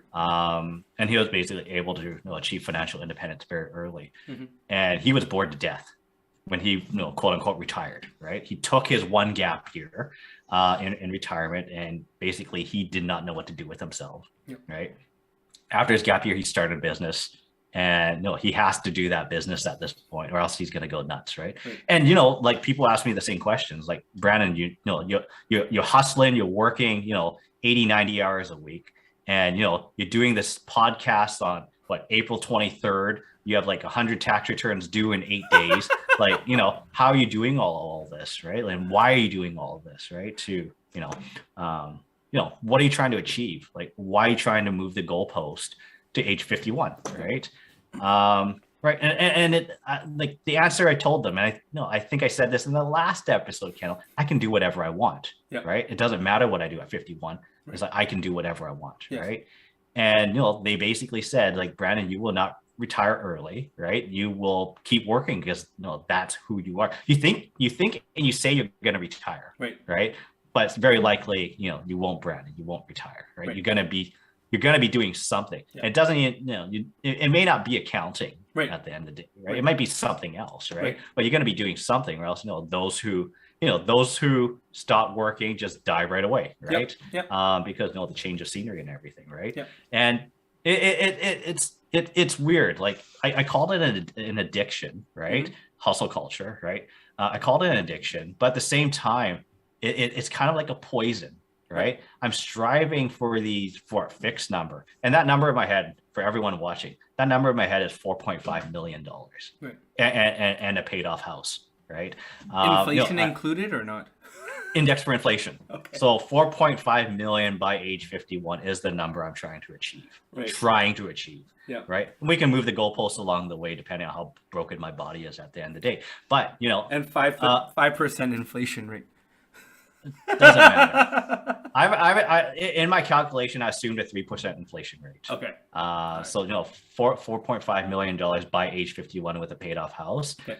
It basically, at that point, OAS will not be grinded down between myself and my spouse, right? I'm assuming no CPP because I probably won't be paying into it within near midterm, right? And really, it's just all investments, and that 4.5 million is a combination of like stocks and real estate, right? And it's a very aggressive target, right? It's a target, that's 14 years from now. I don't think I'm going to hit $4.5 million in 14 years, right? But we don't know. No one has a crystal ball. Well, Vancouver real estate, you have a good shot at it.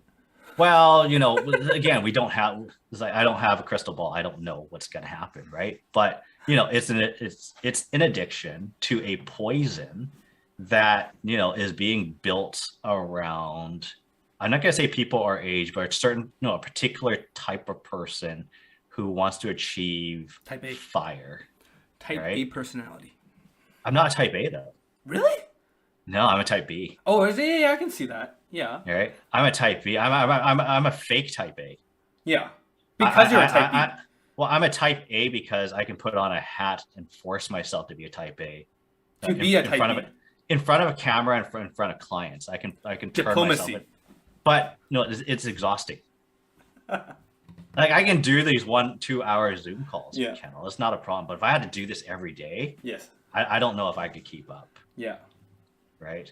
But it's funny. Like talking about this whole thing about hustle culture, and inevitably we do it to either survive or we do it for the purposes of getting ahead. Right. And for me, it's getting ahead. Right. Mm-hmm. If I worked a 9 to 5, I probably go home, I probably clear $5,000, $6,000, $7,000 a month, right? Vancouver real estate's hell of expensive, right? Mm-hmm. If interest rates go up, my mortgage payments will go up, right? The cost of living versus renting, it's more or less will be the same once my mortgage renews. Right? Like, it's not enough to just work a 9 to 5 in any major West Coast city, right? I question, how individuals who just have the one job are able to, like, unless they're hitting it big on Bitcoin or hitting it big on penny stocks. No, not Bitcoin, cryptocurrency, or hitting it big on penny stocks at the end of the day. I find it very difficult for how the normal person achieves, or how the normal person will achieve financial security by the time they retire. Well, you need the dual income, right? You need the not just Well, even if there's dual income, right? I mean, we're talking about the average person here, right? Yeah. I mean, my salary is not average Right. for who I am, Right. right? My compensation level is not average for who I am. Right. If I'm talking for the average person out there who's making, household of two, Right. making $60,000 a year, Right. right? No, they will, like, it's hard. Like, I was critiqued in the last episode. Right. Two couples bring home, 60 grand each, right? $5,000 a month. They're going to clear $3,800 each. Household income is $7,000. Right. They pay, their mortgage $2,500, right? Yep. Leaves them $5,500. Groceries. I left a car lease out of there because everyone needs a car apparently in Vancouver, with insurance and everything. Property taxes. No, forget property tax because they're renting, right? Yeah. Like, for them to be able to save $1,000 or $2,000 towards, a down payment, right, is already pretty hard because, if you're saving 24 grand a year for 10 years to make, 240,000, you might be able to invest that, make a little bit of money back for you, $350,000 to afford a townhouse in Surrey or Langley, in which you're going to service, $600,000-$700,000 of mortgages at 5% now, right? Like, by the time you retire, you have a 25-year mortgage. You could be paying that mortgage all your life, right? You get CPP, you get OAS, and you might have, I don't know, $200,000-$400,000 of investments by the time you retire in your RSP account, right? That's not really financial security, right? Yeah. I mean, sure, you get enhanced CPP, you get OAS. That's maybe like 30 grand, future dollars to retire on. You'll get let's just be generous, $400,000 of stocks to invest on, stock investments, right? That'll pay you another 20 grand a year. So you have a paid off house and you're living with 50 grand a year in 2050, right? 50 grand a year in 2050 is going to be like very little money. Yes. How can you call that financial security if you and your spouse are just basically working one job each? Right. If you go on a cruise, you're booking that inside, that inside suite because you can't afford balcony, right? And to get ahead, you're going to have to hustle. Yep. But at the same time, it's a vicious loop where basically hustle culture is going to kill you. Yep. Right. That's kind of where I'm getting at, right? Yes. Is that, if you want to get ahead, you're going to have to work that extra job, and, you're going to have to make sacrifices for it. I mean, do you have to work that extra job is my question. With now the technologies that we have, right? Like with now streaming, and I'm not saying like, yes, overnight you're going to be a streaming sensation. You're going to have money, kind of printing. Yeah. But I mean, I'm thinking about it. My uncle once told me, right? He's like, you know what? You're sleeping and you're making money. I'm like, I don't understand. He's like, well, your real estate is going up in prices, and you're not doing anything, right? And at the rate we're going, like, that's it, right? That's what everyone's plans are. Like when I was servicing them, they're like, okay, well, yeah, I didn't save enough, but you know what? I'm going to downsize. I'm going to sell my house and buy a condo and live off the savings. And that has been the plan for a lot of people, and I don't know if it's to downsize basically, or the downsize or the combination, right? I have a friend who basically or buy an annuity, which I viciously disagree with. I disagree. Yeah, I wouldn't. Right? That's just too much. Yeah. No, not necessarily. For some people who are in very good health, who live up to they're 99. Yeah. An annuity is a great solution. Right. Right. It's guaranteed that you won't starve when you're 99. Yeah. But at the same time, and here's a curveball or a wrench I'm going to throw in. There's legacy. Right. Right. Yeah. I have one child right now. You have one child. Mm-hmm. Are we going to leave anything for them? Yeah. Right.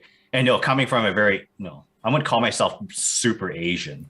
But coming from, I don't want to say coming from my background, whoever I am, whoever the values that I grew up with, right? I want to be able to leave something for, my next of kin, right? Whether that's, property or, financials at the end of the day. I want to make sure, if they screw up in life, they're still protected, right? Because not everyone. I don't want to call. I don't want to flex here. Not everyone's going to be me, or no, I don't expect my kid to be me. Nor do I want my kid to live the same life I do, or I did, right? I don't want my kid working 80 hours a week, right? Because I realize how much it sucks, right? And I hope he can work his 40 hours, and if he wants, he can become a musician and busk for $10 an hour. And feel safe doing that, right? Financially, right? Well, to each their own. But I mean, to legacy, right? And one of my friends actually brought up a good point where it's like they also want to do YouTube, after hearing kind of what we were doing here, and he's always wanted to kind of start his own channel and what have you. And he's like, because I want to leave a legacy that, like, if one day I was hit by a bus, knock on wood. But I'm on, I leave a course, online where people can access about personal finance. And isn't that exactly what we're doing right now? Like, yes, we're doing 2 hours a day, but I was thinking, right? Like, should anything happen to me, at least there's 3 episodes of Young Dad Finance that my son, when he grows up, he can go and look at my chat. I mean, he actually did that, right? He watches YouTube and he's clicking. And then because he's using my, my profile, sometimes I'll pop up now because he'll go to my page and then again, like, my wife will be like, "Why are you watching Baba?" And he's like, he's looking, he's like, "I know this guy on YouTube. Like, why is he on YouTube?" And I was just thinking, I was like, oh yeah, so should anything happen to me, now I have a mini legacy on this, and this is more power to kind of do this kind of stuff, because it's like, wow, like, I'm just investing 2 hours kind of every weekend. But then my son will get, like, my personality, will get all this stuff, all this knowledge, and it's like, I get that, right. So not just money. The education component. I know, and backgrounds. You want to leave material. You're freezing there, Kennel. Oh, am I? I wonder if something's going on. Am I back? Yeah. Oh, my internet. Internet connection is unstable. So, time to pay my TELUS bills, which I do, but. maybe it's I lost you. I lost. Yeah. No, you're back now. You're back. Okay. Perfect. Yeah. Perfect. And so I gotta stop these. No, I think that's my. I wouldn't call it my mistake, but maybe it's my definition of a financial legacy. Yes. Right. Obviously, there's the education legacy you can provide as well. Right. Whether it be like written scrolls on paper and parchment, or YouTube videos and whatnot, right? Or courses that you left online, right? I mean, courses left online, you can collect on royalties, whatnot. And again, from my point of view, that's the financial legacy. But the education component, of course, to what you can leave is obviously that's an intangible, right? That there's definitely value, right? That is immeasurable, right? But no, I think to answer your original question, do I have to work 2 jobs? Do I have to pursue hustle culture, right? Or no? I think at this point it's tough, right? And I've been there at the very low, right? And when I got canned, right, that's where I had to, like, take this away from this talk tonight, Kennel. I was the happiest when I was poorest. Right. Okay. Like just soak that for a minute, and that came up to me this week coming up to this conversation. Like, I wanted to make sure I get that word out there. Like, I was making, I think back in 2013 or 2014, it was like my first year of contracting, right? I was probably making like 60 grand. Right. And I was working, 9 to 5, busy season, like 9 to 7, 9 to 9 type of thing, right? I was just building my own business on the side. I think my first year I made $5,000 in my first year of business. I lost 7 grand, 7 grand of expenses, minus 2 grand loss. But I had time, right, to do things I really want to do: play video games, go hiking, go on trips, right? Despite, not having the budget to do those things, right? But no, having time to myself, I was the happiest, right? Right. I'm miserable now, Mm-hmm. right? Working 2 jobs, working 80 hours, not being like my son's born. Yeah. I go upstairs. My wife calls me at this point, the 15-minute dad, Yeah.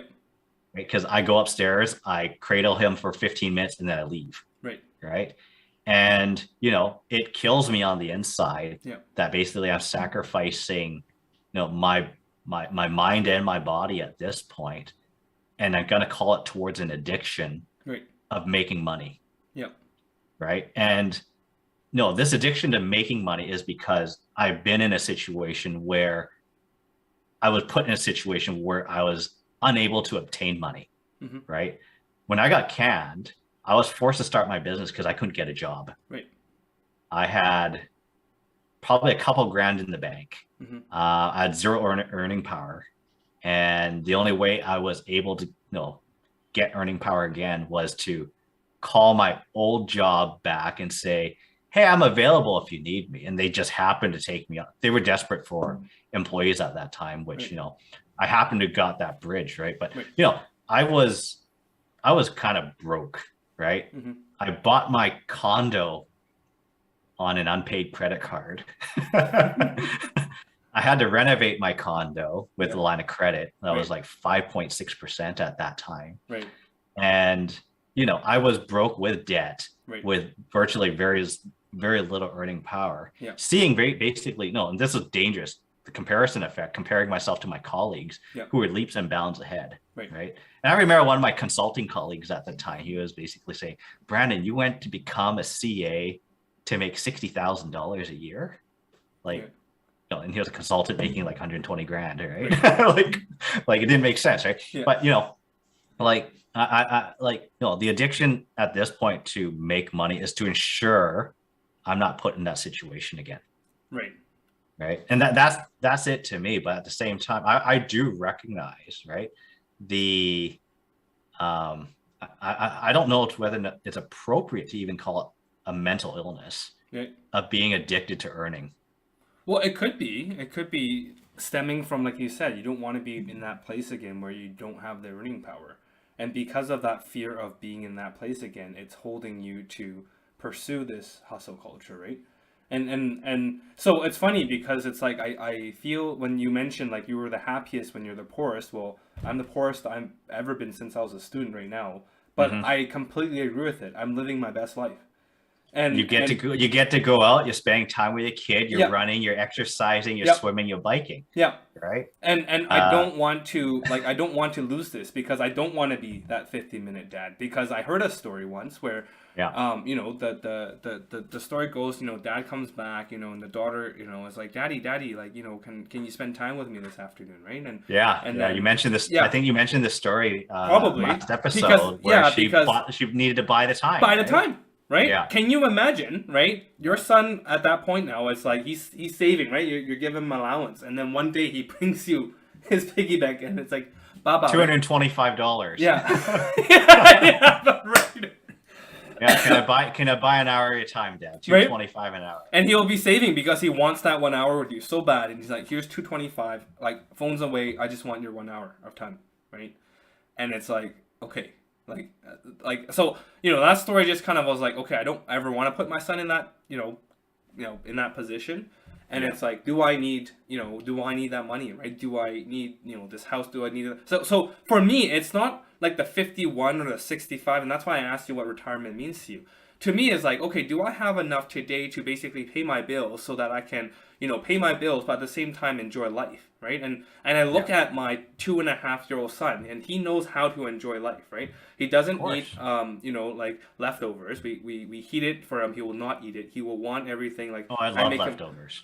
Yeah, I make lunch for him, and if I said leftovers, he will not eat it that day. And every morning I have to make something fresh for me to get the satisfaction of I open up his lunchbox and it's clear, right? If it's leftover food, it will be not clear.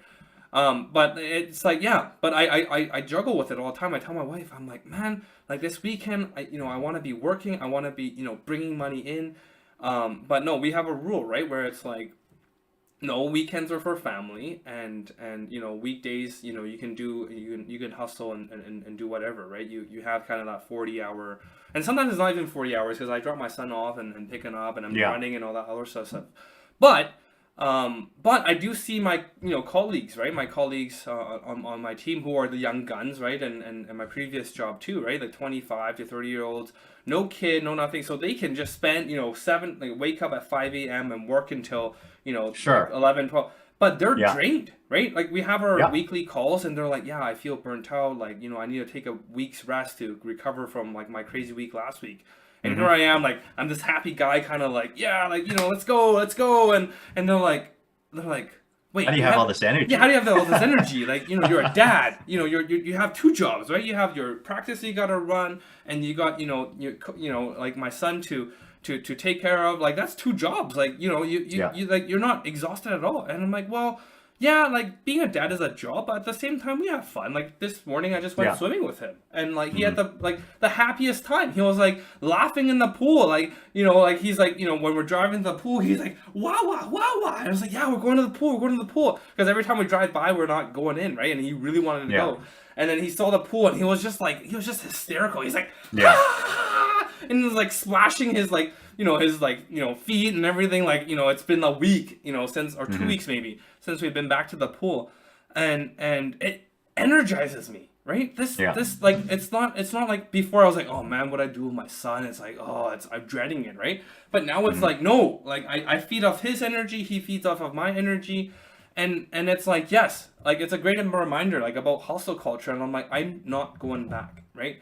Like, Yeah. like if this is what I need to kind of sustain my mortgage, and like, why am I moving to a bigger house, right? Why do I need to move to a bigger house? This will fit, like this is okay, right?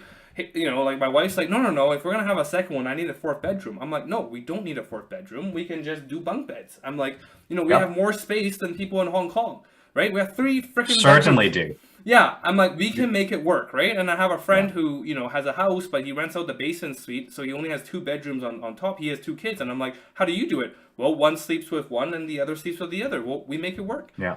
And Yeah. I'm like, yeah. So I'm like, I have 3 bedrooms.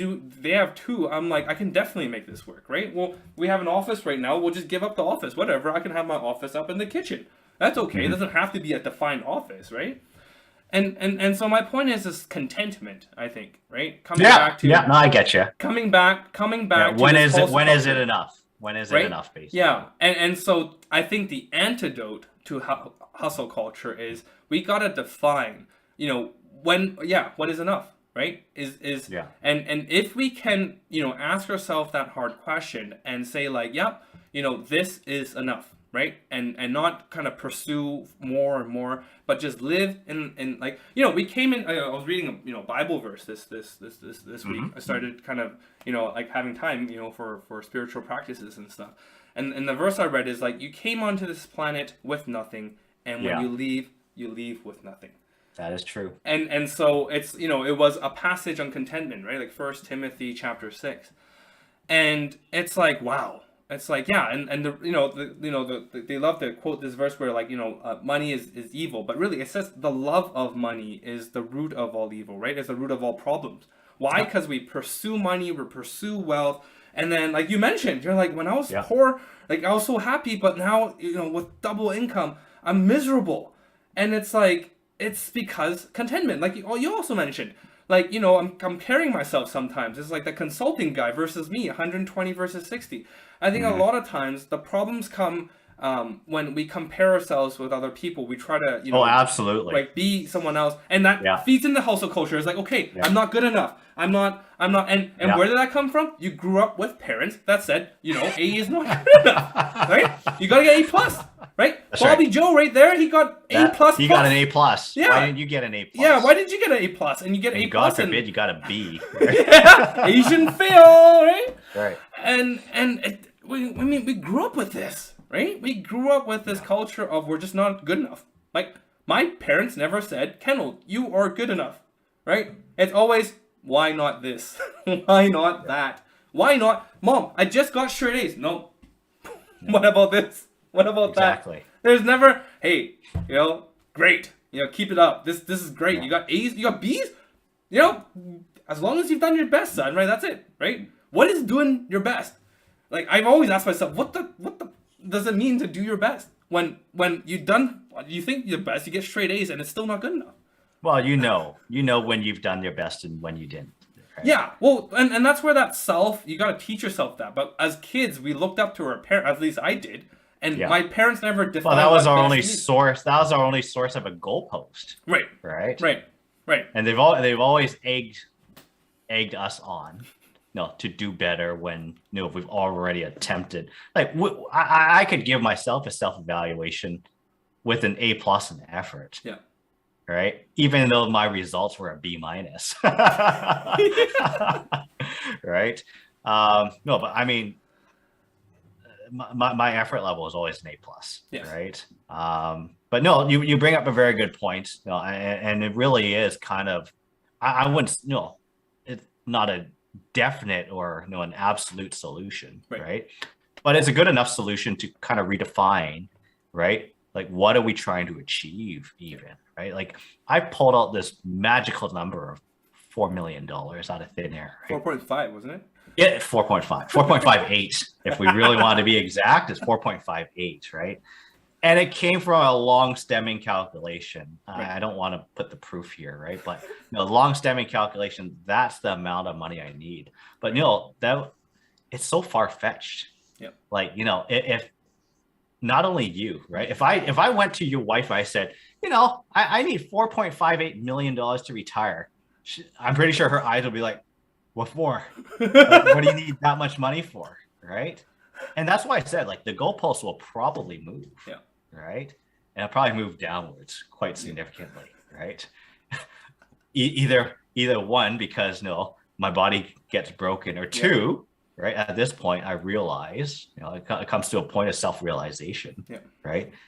To a, there is a really good book out there. I forget his name. I know his last name is McGregor, but he writes a really good book on the term essentialism. Right. Not minimalism, not to be defined. Like, a lot of them get crossed with minimalism versus essentialism, because there are a lot of crosses between. But it defines, like, what exactly do you need, not only to get by, right? Yeah. Like, we're not saying to do the absolute bare minimum to achieve essentialism. Yeah. But what is essential to you? Yeah. Right. What is essential to me at the end of the day? Right. Yeah. And I think, that has to be defined, and that will be different for every person, right? Yeah. Not necessarily a number, but, where they live, what they live in, what are they content with? Very much like what you said, right? And, when is it really, not to ask you a question, what is enough, right? I think, a lot of people don't even know themselves what's enough. That's probably me at this point as well, right? But to really define what really is enough. Yeah. Yeah, because I think you've defined it as, you don't want to be back in that point where you lost income, and like that's it, right? That's kind of the driving force on, like, so there's no definite answer. There's no number. There's no like, oh, when this and this happens, right? It's I just don't want to be in that state. And if you don't want to be in that state, well, we're living in fear, right? And we're living in fear, then, like, you're just gonna push until, like you said, your body breaks. And that's why we have people, like, getting heart attacks and strokes at 30. Yeah, 30s and 40s. It's a big thing. Like, people our age are getting illnesses and sickness. And I think it was you who you mentioned this a long time ago. Yeah. Where stress is the biggest killer. Yes. Right? Yeah. It's not heart attacks, it's not strokes and whatever out there. It's stress at the end of the day. Right? That is leading to these strokes and heart attacks, right? It has nothing to do with our diets. And our poor diets is due to stress, like stress eating, right? Where we have basically comfort food to make us feel better, right? I think it was you who basically said, like, stress is the biggest, like, contributor to poor health. Yeah. So, I mean, all the power to all the gyms and all the good food. But I think at the end of the day, if we learn to live with contentment, we define that, we ask ourselves, I mean, I'm not telling to go, sit in a tree or outside and meditate. I mean, that helps. But really just slow down, right? Yeah. Like to our viewers, slow down. And I mean, I have a practice right now every morning where 5 minutes I'm in silent prayer, right? And whether that be meditation for you or whatever, just sit in silence. This was the hardest thing for me to do when I first started. Hardest, because I have all these voices and I'm like, oh, I could be doing something better, like hustle culture, right? Oh, these 5 minutes could have been better, doing a checklist or something else, right? But I've learned now Yeah. to calm that, that nervous system down. I don't remember what the amygdala, I think is what it's called. To calm it down and be like, no, I think I will be better if I just sit here for 5 minutes in silence and just breathe and just be, right? It's hard for a lot of people though. Yeah. But if you can find it, and I came from that background where it's, and I mean, I'm on and off, right? I've had days where it's like, okay, I'm not doing it because I got other stuff to do. But that's the day that I knew, like, I know that that's probably the best time for me to spend the 5 minutes. And if it's not 5, then do 2, right? Do 30 seconds even. Just start somewhere. Because my coach challenged me. He's like, do 30 minutes. And then I died that week trying to do 30, right? Because I went from 0 to 30. It's like running a marathon, right? You can't you don't run the marathon on day one. On day one, yeah. Like my trainer's like, no, we're gonna break it down, right? We're doing the 2 to 3 kilometers, then we're gonna do 5, we're gonna do 7, and last week I did 9, and like my body just just almost gave out. I was like, oh my goodness, thank God I didn't sign up for the Sun Run, which is tomorrow, because I would have been in a lot of pain. But it's like, no, you build up to it. You gotta take those baby steps, and it's okay, that you don't go 0 to 100 in one day, right? But a lot of people, hustle culture, I need to be 0 to 100 tomorrow, right? Not tomorrow, today, right? Not tomorrow, not today, yesterday. I'm behind. Oh no. No, it's okay, right? Start. I almost want to throw instant gratification in there again, but no, I think we've killed that topic. It's part of it. It is part of it. Microwaves, instant noodles. We are so programmed at this point to want things now, right? Yep. And I want, like, this is me. I want retirement now. If you ask me the question, it's the example you gave earlier. If I won the lottery today, what would I do tomorrow? Yeah. Right. Yeah. And I would tell you, I don't know. Mm-hmm. Quite frankly, I would quit my job. If I won the lottery tomorrow, I would quit my job. Yeah. I would run my practice for one more year to basically say goodbye to everybody. Right. Right. I would give my partner $1 million as a, as an FU, take all my clients. I don't want to see them again. Don't bother me. I thought he was going to pay you to buy you out, but you're actually I got to pay him to buy me out. If I won Lotto Max, if I won even $50 million, right, I would give him $1 million to buy me out, basically. to basically say just take all the headaches away, and that's recorded, so he can definitely just take if that happens. I owe him $1 million, but I wouldn't know what to do tomorrow. Right. I would do something as I wouldn't do nothing. Yeah. Right. Or I would not be in a state of nothing. I would do things like, I would become that Uber driver to get out of my system. Right. Right. Yeah. I would do Uber for like 3 to 6 months. Yeah. I would do skip the dishes from 3 to 6 months. I really wouldn't have purpose though. Yeah. I'm doing it for the sake of not being bored. Right. Right. But if I won the lottery tomorrow, I would be a little lost. Yeah. And that's probably where you would. I would go back to school. Yeah, or hire like a life coach. No, I would go. I would actually go back to school and start either my bachelor's or master's. Right? You want to do. Yeah, there you go. That's right. There you go. You know what you want to do. You just need to slow down, Brandon, and take some time and take some inventory of your interest that's buried deep inside because of. I already know what my inventory. Is. It's just where the bricks I stacked up in my life at this point, right? It's good, but it's also bad. Right. Right. But we want to be in a state where everything is good. Yes. Right. And even having an ounce of bad in there tarnishes any ability to get to that state of good. Mm-hmm. Right. Yeah. It's not the love of money, mm-hmm. right? For me, at least, mm-hmm. right? It's it's no, it's the goalpost that I've set, Okay. right? That, I think, has to be redefined or as to, what is enough, Right. right? As opposed to, building this grand mega vision that is almost nearly unattainable. Right. Yeah. Cool. Okay. I think we're at time. We're at time. Yeah, that's a 11:07. great session. It was a great session. And you alluded to tax season, so I think next week we're gonna April 30th is D-Day for It's a accountants. Saturday.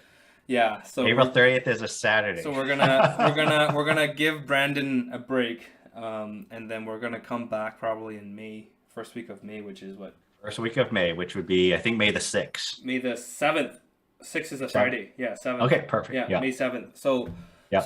yeah, we'll come up. We don't know what our topic is yet, but let's let Brandon finish his returns, and then we'll post on our media channels and wherever you guys follow us. But it'll be good content as always. No, it's been a pleasure. Thank you, Brandon, for taking the time, especially amongst busy season. So, and talking Awesome. something so important as hustle culture, right? And sharing kind of your stories and all that. So, always fun. But we'll leave it here for now, and all the best in the next 7, 8. I think May 2nd is the deadline, right? So. May 2nd's the deadline, but You've got an extra 1 or 2 days there, but grind.